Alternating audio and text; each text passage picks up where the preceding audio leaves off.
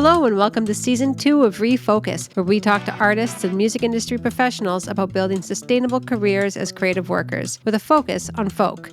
I'm your host, Rosalind Dennett.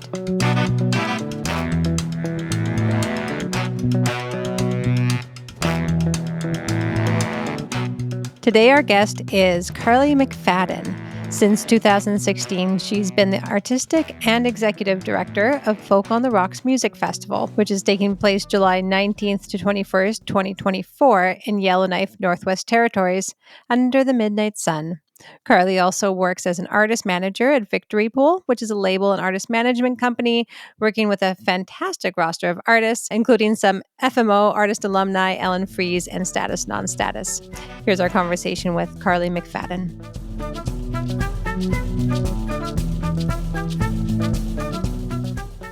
Hi, Carly. How are you doing? Hey, I'm good. How are you? I'm doing very well. You're joining us from real far away. Can you let people know where you're calling in from? I'm in Hamburg, Germany, which is the second largest city in Germany in the far north. Big music city, though, where, the Beatles kind of cut their teeth and lots of other great artists. So it's a cool place to be. Happy to be here. Yeah, and I've heard you just got back from a conference in Sweden as well. So we're really grateful that you're carving out a bit of time to chat with us today. Oh, I'm happy to be here. I love Folk Music Ontario. We love you. I'm wondering if you can paint us a little picture of Folk on the Rocks. Let us know a little bit more about the festival and what's it like? How big is it? Where is it? What does it look like? Folk on the Rocks is in Yellowknife in the Northwest Territories. Pretty far north. It's subarctic, 62 degrees parallel. Takes place in July, third weekend of July every year. So in 2024, we'll be on the 19th to the 21st. And everything happens under the midnight sun. So we party all night long.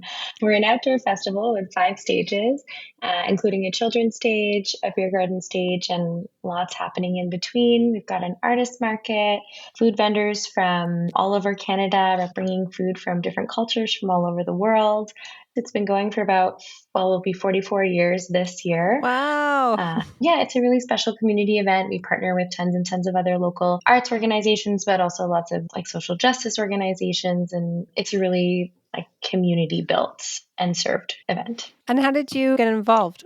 I kind of just fell into it a little bit. I had moved up to Yellowknife on a whim in 2015 from Vancouver, where I had been doing a lot of live event production, mostly in fashion, but also putting on some shows and things like that for music shows for friends. And when I got there, also started a job kind of quickly that was like an e-democracy platform. It was running alongside the municipal election. That wrapped with the municipal election, and I was doing lots of gigging for a wide variety of things. There's no shortage of need for event workers or gig workers in Yellowknife.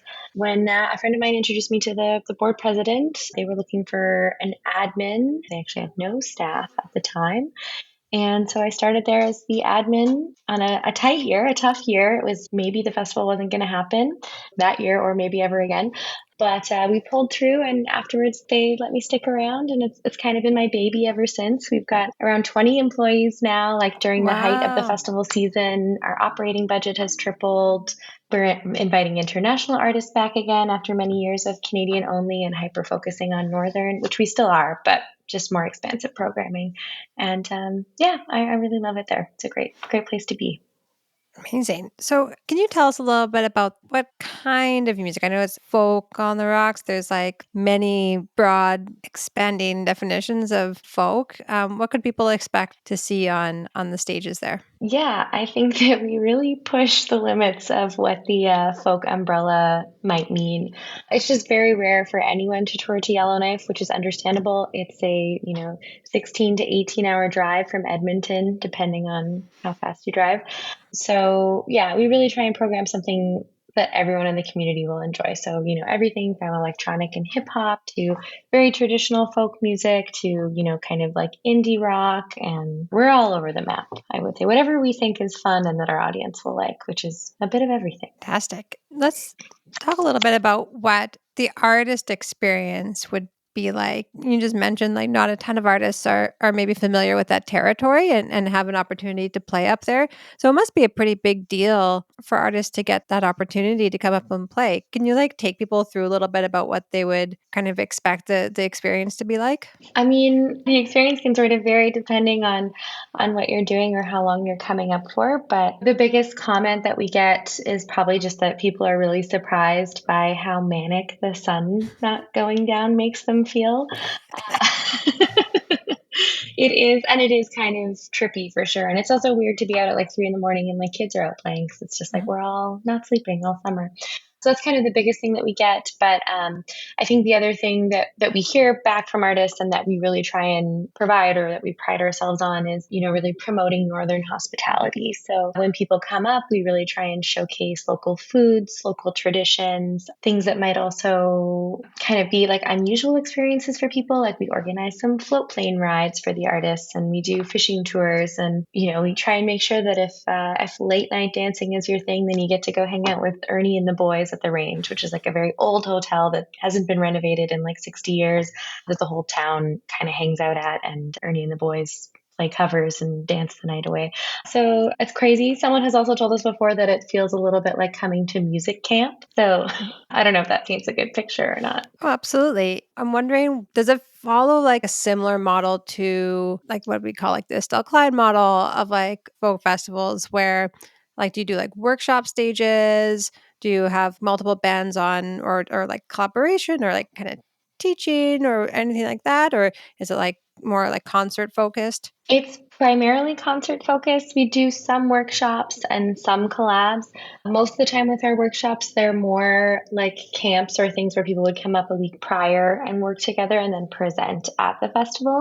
But we do a fiddle workshop that happens on our stages every year and sometimes some live collabs. But I would say we're primarily concert focused. Can you tell us about the camp beforehand or like the teaching beforehand? We do a couple. The main one, or like the one that we've done every year for the last 7 years, I guess, seems to be our most well funded and beloved, is a camp that we partner with Northern Mosaic Network on. Northern Mosaic Network is the LGBTQIAS plus group for pretty much the whole territory at this point. They started out focusing on youth and their allies, but now they're kind of running what used to be Pride NWT. Anyway, we've been partnering with them on a camp that runs the week prior to the festival, yeah, every year for the last 7. And normally we have an out of territory facilitator, artist facilitator come in, partner with a local facilitator. And the camp runs for youth, which is a pretty broad age range. It's 13 to 25. We usually have somewhere between 8 and 12 campers in the camp, and they're working together all day for the 5 days leading up to the festival, writing together, talking about social justice issues, how to process your emotions through music during a tumultuous time, especially for queer youth. And then they present on our festival stage at the end of all of it. Oh, that's incredible. Makes me cry every year. Yeah. That's such a cool program. It's kind of like a girls' rock camp model, but maybe slightly adjusted, but similar. So then when we're talking about artists coming up, you mentioned there's like you can access it by car with a rather long, even by Canadian standards, drive up from Edmonton. Yeah, how do artists usually end up accessing the festival? Do most folks drive in, or can you also fly in? Most people fly in just because it's more convenient. It's faster, it's easier, especially if you're kind of on, a festival tour already. Then maybe you're coming from Edmonton or Calgary. Winnipeg has sometimes been the same weekend as us. Dawson City is sometimes the same weekend as us, sometimes the same weekend afterwards. So if that's kind of what you're doing, it's usually fly in. Or folks, of course, come in for one-offs for the weekend as well. We have had a few artists drive in and organize tours all the way up. So they've stopped in like Grand Prairie and Hay River and Fort Simpson, Fort Smith, and that's gone really well. It's something I would encourage and that I'm always really interested in talking to people about, just because, again, those are underserved communities that don't see a lot of touring. So they're usually pretty excited, I would say, to see folks come through. In terms of your booking and who you're bringing in, how do you usually discover artists or find artists that you want to invite to play the festival? I guess through a lot of different ways. So we do accept submissions, and those are open right now, all the way from normally October to the end of January. And we always reserve slots for those, so it's not like submitting into the void and maybe they're never coming back. I'm at a lot of festivals and conferences throughout the year, watching showcases and, sort of discovering artists that way. I also talk a lot with my fellow programmers. That's something we all do. We all like to share with each other. We'd like to be able to block book if we can. So, kind of always talking to my peers in that respect. I'm also on different streaming platforms, or even sometimes just on like Songkick or bands in town, kind of looking at who local support is across Canada for bands that I already like or that I think might, maybe have played the festival before or I know would be a great fit to see sort of what they might be looking into. I'm talking to a lot of my friends who are artists as well about who they recommend from their local scene, because we do really like to program from across Canada. So it comes through in a mixture of ways. And also, I should say, I work with a selections committee, which is a group of volunteers from Yellowknife who come from a variety of backgrounds. And we meet right now, we're meeting every 2 weeks on Sunday afternoons to sort of talk about the lineup. And, they bring in interests from, all different places as well. And we talk about those. So it's quite a collaborative effort. Yeah, that's fantastic. And hopefully that gives anybody who's interested a chance to check it out. Do you book folks that don't have representation that are like independent artists? I mean, I would say majority of our artists do have representation to some degree, like either an agent or management, or maybe they're signed to a label, but not exclusively. And definitely there's lots of artists every year that don't have any representation at all. There's, I guess, layers to the booking. Like, of course, there's the headlining acts that are kind of who we think will sell the tickets and drive people there. And then there's kind of our mid tier who've probably had, some Canadian radio play or a notoriety to some degree. Can be varying in level. And then, of course, we have our discovery artists who are folks that we just think that our audience will like, and we really don't care about, the number of streams or experience level or those sorts of things. It really is just about the art and what they're creating, and if we think it's a good fit for our community. Cool. I know you mentioned there's a kids stage, like a family stage. Are there things that an artist could put in their application that might be attractive? Like, I can also do a family set. I could do the workshops beforehand or something like that. Like, is there something that you think that like would make an artist more attractive in an application? Yeah, those are both great tips. I mean, if you don't want to do a family set, like please don't say that you Yeah. can do a family set. Yeah. Yeah. Don't lie on this thing. Please don't lie. But if that is something that interests you and you think you'd like to even just try it, maybe you want to do, some fun covers or something like that, that would be totally fine. And we're open to that. Workshops as well. If you're a big, big band and you're maybe just getting started, then being scalable is also really fantastic. And I know not everyone loves that because it is more fun to play with a big band, and that's what we love too. But sometimes it's just not feasible to bring 10 people all the way to Yellowknife. So if you're able to kind of find some balance within there, and state that in the application, that's really, really helpful. Or like if you're, maybe going to be nearby, and by nearby I mean like Edmonton or Calgary, that's good to know as well. So then let's say as a maybe like a more discovery artist, you get a chance to get invited up to the festival. You mentioned that, maybe there's some chances to tour on your way up if you're interested in that. Do you have maybe some other tips about like ways to interact with the community and kind of like build the audience around there if people are looking to develop their audience up north? Yeah, I think there's a number of ways. I think it feels kind of dead to the rest of Canada, but the North loves Facebook. So put your events on Facebook and get in touch with whoever you're playing with locally to help promote those. They will. And those are actually really strong networks or strong places to be. Just because everyone's so isolated, it's a great tool for sharing. Great. So I would say use Facebook, even if it feels like you're maybe your dad at that moment. It's really helpful. But also be friendly, be open. Like if you are, playing in Hay River or something, probably lots of people are going to want to talk to you. And if you are wanting to take that time and chat and learn about them and let them learn about you, then I think you'll find that you always have a home there or somewhere to go if you want to come back. People are generally really, really friendly.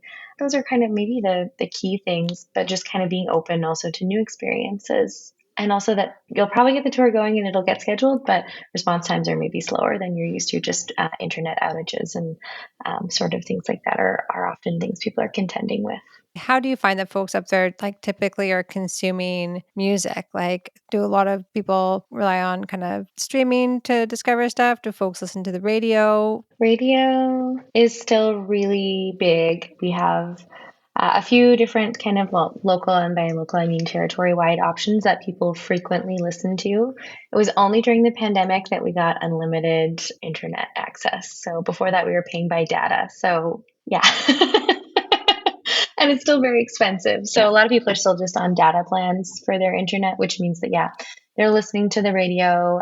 If you come up, I would say bring merch, and CDs are actually great. A lot of people, still have and use CD players or play them in their car.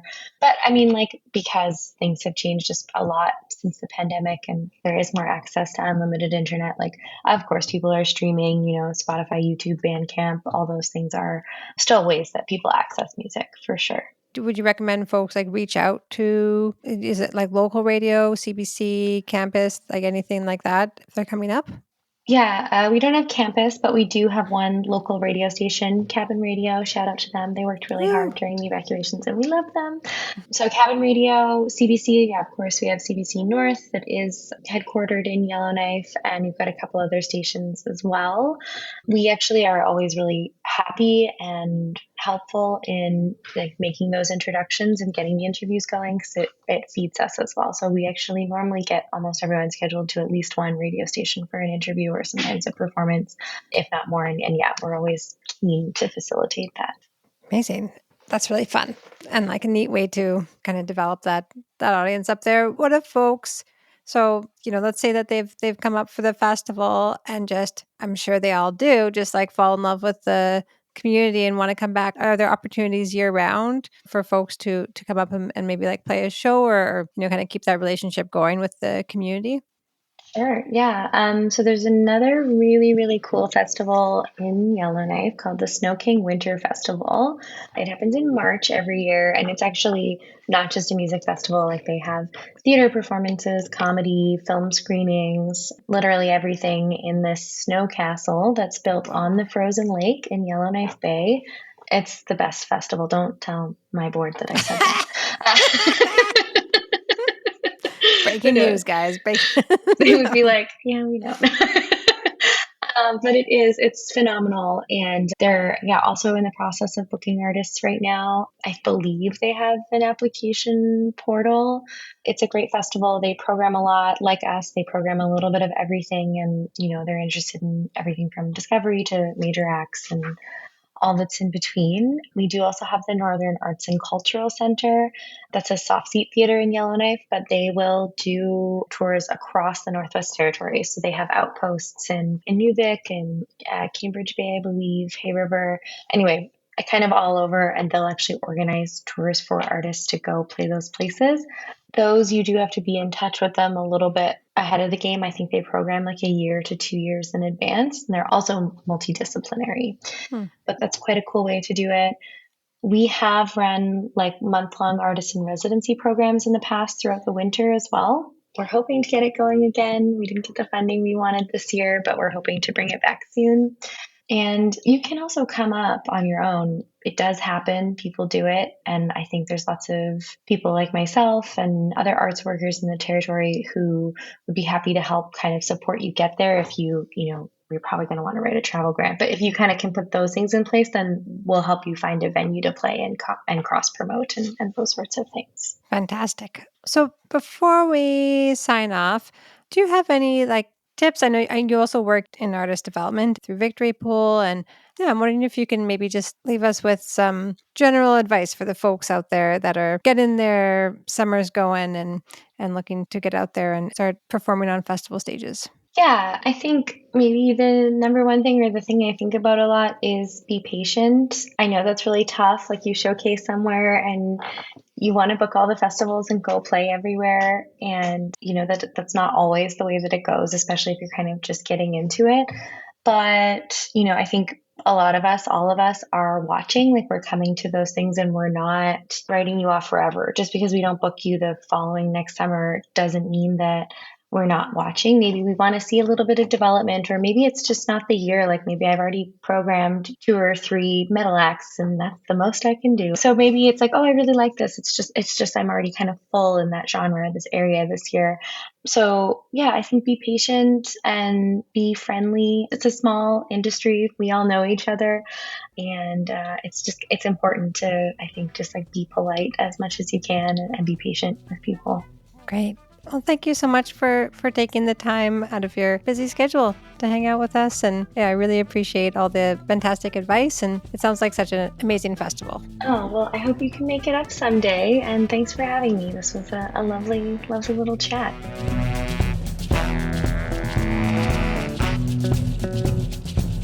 That's all for this episode, friends. The ReFolKus podcast is brought to you by Folk Music Ontario. Find out more by heading to folkmusicontario.org/ReFolKus. That's ReFolkus. The podcast is produced by Kayla Nizon and Rosalind Dennett and mixed by Jordan Moore at the Pod Cabin. The opening theme is by King Cardiac and the artwork is by Jamie Card. Please give us a download, a like, subscribe, rate, and review to let us know you're listening. Until next time, keep folking around and finding out.